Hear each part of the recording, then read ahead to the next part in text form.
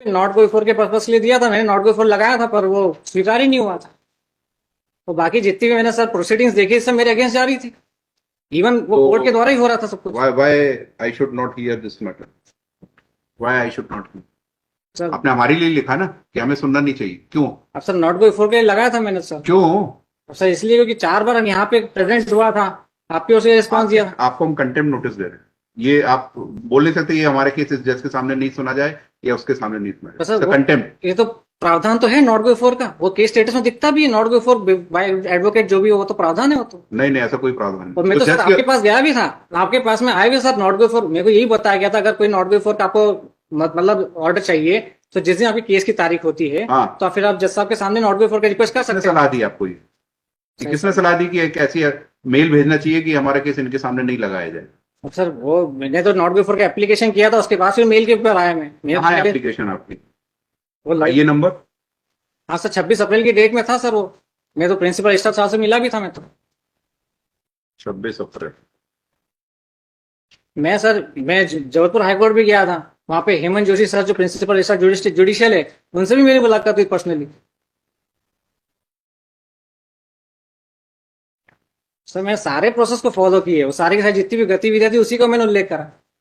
अब उसके बाद भी आप ये अपना पेटिशनर एप्लीकेशन विड्रॉ कर रहे हैं, नहीं तो फिर then I will have to draw contempt. Sir. ये जो मेल आपने भेजा है हाँ सर। इसमें आप हाईकोर्ट जज को सीजेएम लिख रहे हैं। नहीं, what is all this? CGM Abhishek Nagaraj भी उसमें है और जो ट्रायल कोर्ट और सेशन कोर्ट के जजेस का नाम भी है। सर जो मैंने जुडिशियल करप्शन देखा है उसी को तो मैंने उल्लेख करा उसमें। ठीक है, आपको मतलब ये मेल आपका भेजा हुआ है, देन हाँ, एक्सेप्ट हाँ। Notice of contempt. सर अगर इसमें नॉट गोइंग फॉर आ जाए तो ठीक है सर, अगर नॉट गोइंग फॉर यहाँ से जारी हो जाता है तो वो भी ठीक है। क्यों? ऐसा नहीं होता कि आप चाहेंगे कि हमारे केस इस जज के सामने लगे या उस जज के सामने, ये आपकी इच्छा में नहीं, जो हाईकोर्ट जहां लगाएगा वहां बहस करनी पड़ेगी आपको। तो सर फिर नॉट गोइंग फॉर फिर अपन पटिशनर या फिर एडवोकेट का फिर उसमें क्यों क्लॉज लिखा आता है नॉट गोइंग फॉर बाय वो एडवोकेट? हमारा इंटरनल रीजन है, it is nothing to do with you. Sir आप देख वो लीजिए। हमारा, वो जज अगर बोले कि ये केस हमको नहीं सुनना तो वो तो उसमें लिखा था कि नॉट गो बिफोर। हाँ तो you can not claim as a matter of right. Sir मैंने कई बार देखा नॉट गोइंग फॉर तो एडवोकेट्स इसलिए आपको बोला गया था कि वकील लगाइए, क्योंकि आपको हाईकोर्ट का प्रोसीजर नहीं पता है, इसलिए आपको जज साहब ने सलाह दी थी कि आप वकील लगाइए। तो सर मैंने तो तो ये सब जो अननेसरी जो मेल भेज रहे हैं ना आप, this is contemptuous. Sir contemptuous तो सर मैंने उससे सारी गतिविधियां लिखी है, कितना लंबा मैं जुडिशियल करप्शन देख रहा हूँ। Then accept notice if you are still pressing your email. तो सर एक काम करिए आप फिर पिटीशन पे डिसमिस कर दीजिए, फिर वो मेल का जो भी होगा फिर उसके बाद फिर जैसी भी हो वो फिर खत्म हो जाएगा, फिर आपके ऊपर है सर। हम तो सर एक लीगल रिक्वायरमेंट के लिए आए हैं सर, एक पिटीशनर। मेरिट पे बहस करिए, ये सब मेल क्यों भेजते हैं? तो सर मैं मेरिट पे हमेशा बहस ही करता हूँ। मैं तो सारे के सारे सर 250-300 पन्ने तो मैंने तो लगा के रखे, 23 साइटेशंस मैंने लगाए सर सुप्रीम कोर्ट के, जज हाई कोर्ट्स के सारे। मैं तो मेरे मेरिट पास पे ये चल रहा मैटर हूँ। पहली बार आया है, इसके पहले मेरे यहाँ कभी नहीं लगाई। नहीं सर 4 बार लग चुका है, 1 फरवरी, 5 अप्रैल, 10 मई, मेरे को तारीख तक याद है, सब चीज मैंने लिखा है सर। ऑर्डर शीट में देख के बता दीजिए, हाँ उसमें बता दीजिए आपके दिखा दीजिए ऑर्डर कितनी बार हमारे यहाँ लगा है। 4 बार लग चुका है सर आपके यहाँ। और फिर मई के बाद समर वेकेशन के बाद पीसी गुप्ता सर के यहाँ लगा और फिर उसके बाद फिर वापस आपके पास आ गई। 4 बार आपके लग चुका है, मेरे को तारीख भी याद। आप मेल अपनी प्रेस कर रहे हैं तो then I will issue notice, otherwise sir एक मेरिट पे बहस करिए। मैं तो मेरिट पे बहस करना चाहता हूँ ना सर। तो पहले आप उसको स्टेटमेंट दीजिए कि you want to withdraw that. तो अच्छा मेल को विड्रॉ करने का, हाँ ठीक है सर मैं स्टेटमेंट दे देता हूँ, मैं मेल को विड्रॉ कर रहा हूँ। लिखना, submit that, he send a mail which he press for withdrawal and argue on merit. हाँ सर 2 MCRC है, 21745, 21746। आप लोग सब पार्टी रिप्रेजेंटेड हैं?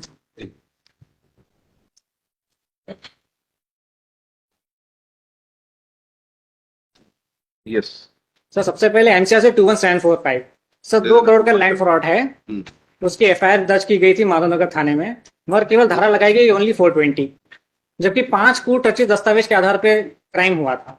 वो 5 कूट रचित दस्तावेज ये हैं: फर्जी नामांतरण आवेदन पत्र, फर्जी शपथ पत्र, फर्जी अनापत्ति शपथ पत्र, फर्जी क्षतिपूर्ति लेख और नकली वसीयतनामा। तो इन 5 कूट रचित दस्तावेज के आधार पर भी 467, 468, 471 की धाराएं नहीं लगाई गई। और फिर 2 करोड़ की सर फ्रॉड पर ट्रायल कोर्ट से इमीडिएटली बेल भी दे दी गई, हमने जबकि बेल पे आपत्ति दर्ज की थी। फिर हम ट्रायल कोर्ट, फिर सेशन कोर्ट, वहां पे हमने फिर बेल कैंसलेशन और साथ में फिर धारा बढ़ाना और महिला को भी सह आरोपी बनाना। 2 करोड़ के फ्रॉड में महिला भी उसमें समान रूप से भागीदार है, महिला तक को आरोपी नहीं बनाया गया। तो सर इसी रिक्वायरमेंट के साथ हमने ये MCRC 482 के अंदर फाइल करी है। तो सर 482 में sir alteration of charges, modification of charges, removal, addition of charges along with bail cancellation वो सब परमिसिबल है। तो सर यही हमारी वैधानिक रिक्वायरमेंट है। ये कंप्लेंट कैसे किया, FIR सर एफआईआर है सर, डायरेक्ट एफआईआर लॉन्च की थी। पेज? एक minute sir. But on 30/6/2023 they have filed a list of documents. उसके साथ चार्जशीट की कॉपी पेश की। पेज 16 ऑफ द हमको डॉक्यूमेंट अप्लाई नहीं किया, हाँ? डॉक्यूमेंट हमको कोई अप्लाई नहीं किया, हमको केवल We have the copy of charge sheet. We'll argue from that. केवल पिटीशन का नोटिस हुआ। We have the copy of charge sheet. We can argue from that. Sir chargesheet के लिए सर रिकॉर्ड्स के लिए कॉलिंग हुआ था पिछले साल ही सत्येंद्र सिंह सर के समय, और मेरे सामने ही ये पुलिस थाने से रिकॉर्ड्स हाई कोर्ट में आए थे। फिर वो रिकॉर्ड्स मिस हो गए तो मैंने फिर दोबारा चार्जशीट को प्रस्तुत किया लिस्ट ऑफ डॉक्यूमेंट के साथ जून के महीने में, 30 जून को।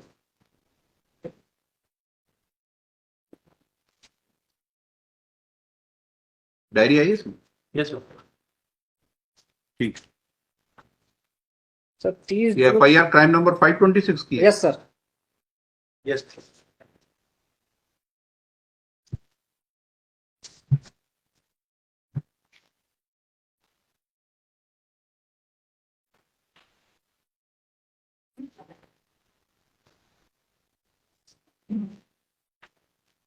पढ़िए इसको, FIR पढ़िए। Yes sir. पूरा पढ़ना पड़ेगा हाँ। सर, हाँ। कंप्लीट।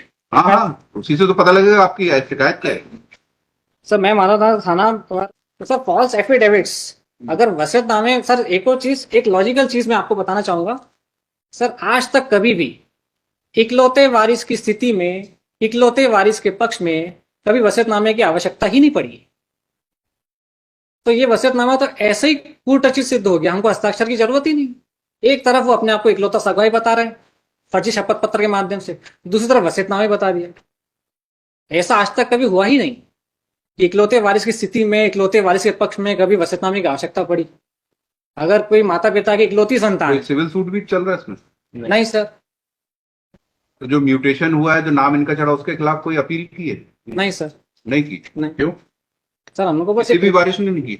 हाँ सर, किसी भी वारिस जितने नाम आप ले रहे हैं उनके परिवार के किसी भी सदस्य ने नहीं किया? नहीं किया सर। केवल आप ही को आपत्ति है बस? हाँ सर, उनको जानकारी भी नहीं थी, और जब हो मेरी गई होगी जानकारी, इतना सब आपने हाँ तो वो पेपर सब में उनके साथ छपाया। मिले हुए ना सर, अब सब इकट्ठे हो मिले गए। हुए? अच्छा। हाँ सब, तभी तो मैंने अकेले ने एफआईआर कराई है सर। अच्छा, और बाकी पर ये एक और- बाकी लोग कौन है? सुभाष, शैलेंद्र, योगेंद्र, सर ये भी इनके भाई है, सगे भाई है। और इनको सर क्या मिला इसमें? इनको सर, अब मैं आपको बताऊं, ये इन्होंने ही मिल करके मेरे पे जानलेवा हमला किया ताकि इसके ऊपर एफआईआर ना हो। ये सब मिले हुए इनके साथ ही, तभी तो जानलेवा हमला भी हो चुका है मेरे पर, इसी एफआईआर को रोकने के लिए, आजीवन कारावास के एफआईआर को रोकने के लिए जानलेवा हमला करने के कारण सर ये 307 क्लॉज 2 वाला मामला बन गया, डेथ पनिशमेंट वाला 307। तो सर ये मामला मैटर है सर, सब लोग मिल गए ना, तभी तो मेरे पे जानलेवा हमला भी हो चुका है। इसलिए सर दोनों हमने एनसीआरसी को कनेक्ट कर दिया, क्योंकि आवेदक भी एक है, अपराधी भी एक है, और थाना भी एक है। ठीक। तो सर हम बस ये तो ये चाहते जो टोडरमल, ये आपके चाचा जी थे? हाँ स्वर्गीय चाचा तो दोनों उनके कोई बच्चे और शादी नहीं। नहीं की थी उन्होंने? नहीं नहीं, राहुल नहीं चाचा, और ये शैलेंद्र आपका भाई है? नहीं उनका भाई है, किनका? मृतक जो चाचा है उनके भाई है। चाचा इनका लड़का, वो भी आपके चाचा ही हुए मतलब? हाँ वही मेरे चाचा ही हुए। ये भी टोटल के भाई के लड़के हैं, हाँ राजेंद्र के लड़के। हाँ, समझ गया। ठीक है, वो भाई है इनके, 64 साल के। हम्म। हम्म। तो सर 4 कागज के आधार पे इनके टोटल बन के कुल कितने भाई हैं? 5 भाई है सर, और 5 जीवित एक ही घर में रहते हैं सर। अच्छा, तो इन्होंने विल की कॉपी कहाँ है? विल की कॉपी लगी है सर, लगाई आपने? ये चार्जशीट में लगी है सर, बता रहा हूँ पेज नंबर लगी। 56 नंबर पेज है सर।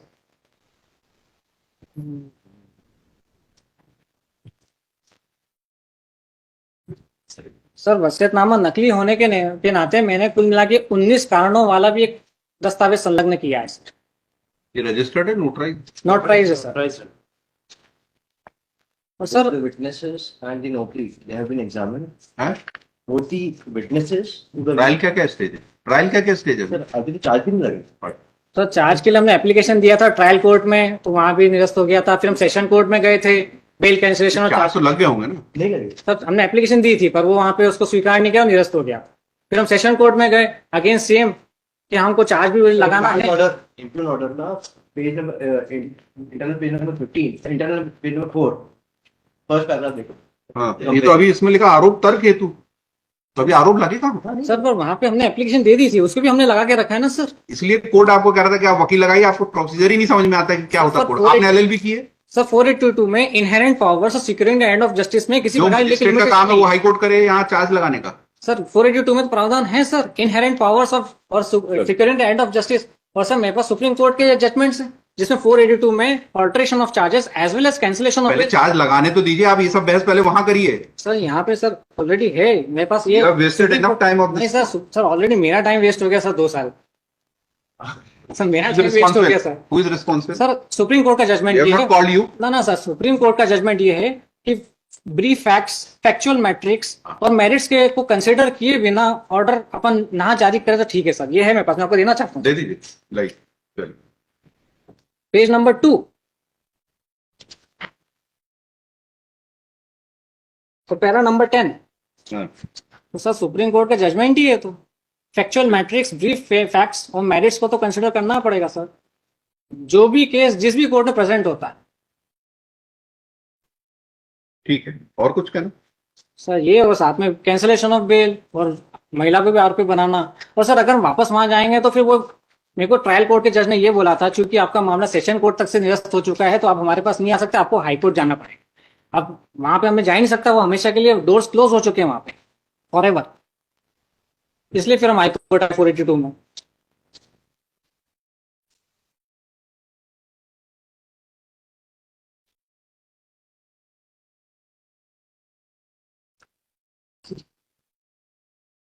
चलिए, क्या कहना है? तो पहली बात तो मैं उसमें मेडिकल रिपोर्ट में साफ लिखा आ रहा है hard, blunt and hard weapon, जो कि डेडली है।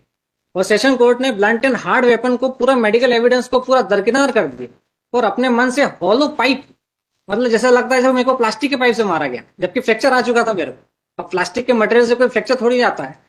तो सर वहां पे पूरा मैरिट्स को, मेडिकल एविडेंस तक को पूरा टोटली इग्नोर किया गया। और medical evidence, blunt and hard weapon का जो उसमें उल्लेख है, उसी के आधार पर ये अभियोजन ने 2 बार ट्रायल कोर्ट और सेशन कोर्ट में धारा बढ़ाने का आवेदन दिया। टोटली है sir on the merits only. Sir पे लोहे के डंडे से वार किया गया, मैं अपना हाथ बीच में लिया, हाथ फ्रैक्चर हो गया। अगर हाथ नहीं लाता तो सर फ्रैक्चर हो जाता, तो मैं वहीं ऑन द स्पॉट में खत्म हो जाता। तो सर हमने एसपी ऑफिस में भी दिया 3 साल की धारा बढ़ाने के लिए, वहां से भी कुछ कार्रवाई नहीं हुई। और सर इसके सपोर्ट में मैंने 23 judgments, landmark judgment supreme court के, वो सब मैंने अटैच किए। और सर मेरे ही जैसे मामले में सन 2019 में जब जस्टिस वीरेंद्र सिंह सर थे, उन्होंने 3 साल की धारा बढ़ा दी थी। सेम मामला मेरा भी है। तो सर मैं भी चाहता हूं कि जब इंदौर हाईकोर्ट में वीरेंद्र सिंह सर के द्वारा सेम मेरे मामले 3 साल की धारा बढ़ाई गई थी, तो आज वही 3 साल धारा मेरे मैटर में बढ़ जाए और ये 3 साल क्लॉज 2 का मामला बन गया, डेथ पनिशमेंट। क्योंकि आजीवन कारावास की जो लैंड फ्रॉड की FIR है, उसको रोकने के लिए मेरे पे जानलेवा हमला हुआ। यस, क्या कहना जैन सर? लॉर्डशिप आपकी FIR है आपके पास? हाँ ये है ना सर। पढ़िए जरा उसमें क्या आपके आरोप है। तो कहना है कि भविष्य में वो जान से खत्म कर रही है, उस समय जान से मारने की नियत से नहीं मारा आपने? सर जान से मारने की, तभी तो मेरा वाइटल आर्गन पे तो मारा, हेड ऐसा वाइटल लिखा ऑर्गन। नहीं आपने FIR सर में? वो मैंने पुलिस को बोला भी था कि जान से मारने की मंशा, तो उन्होंने नहीं लिखा। और ये आवश्यक नहीं है कि हर बार FIR में पुलिस के द्वारा ये उसका उल्लेख किया जाए। घटना से लॉजिकली प्रूव हो रहा है, सर पे वार किया था और सर सबसे वाइटल ऑर्गन होता है पूरे बॉडी का, और मैंने उसको अपने हाथ से रोक लिया। और अगर मेरे हाथ पे नहीं आता तो मैं सर पे चोट हो जाती और आज आपके सामने मैं खड़ा भी नहीं होता। सर सुप्रीम कोर्ट के लैंडमार्क जजमेंट से single blow murder, single blow में तो मर जाता है इंसान, लाखों लोग तो मर चुके हैं, एक हथौड़ा मारा मर गया। अब ये कौन सा कि अपन गिनती करें 1 2 3 4, अरे अभी तक मारा नहीं है। सर ये तो बिल्कुल इलॉजिकल है। और इलॉजिकली सर, और सबसे बड़ी बात है मेडिकल एविडेंस को कोई भी दरकिनार कैसे कर सकते, जबकि हार्ड एंड ब्लंट वेपन का उल्लेख हो। Blunt and hard is a deadly weapon. तो डेडली वेपन से मेरे पे वार हुआ, वही पुलिस के सामने। ठीक है। इतना साहस है सर कि पुलिस के सामने मेरे पे जानलेवा हमला हुआ है। पुलिस कांस्टेबल के बयान? हाँ, कांस्टेबल के बयान में मतलब सब चार्जशीट। क्या नाम है कांस्टेबल का? राजेंद्र नाम है, कांस्टेबल राजेंद्र, सरनेम याद इसकी नहीं। डायरी दे देना, इसकी भी डायरी दे देना। ठीक है, विल कंसीडर नेक्स्ट। 19 पावर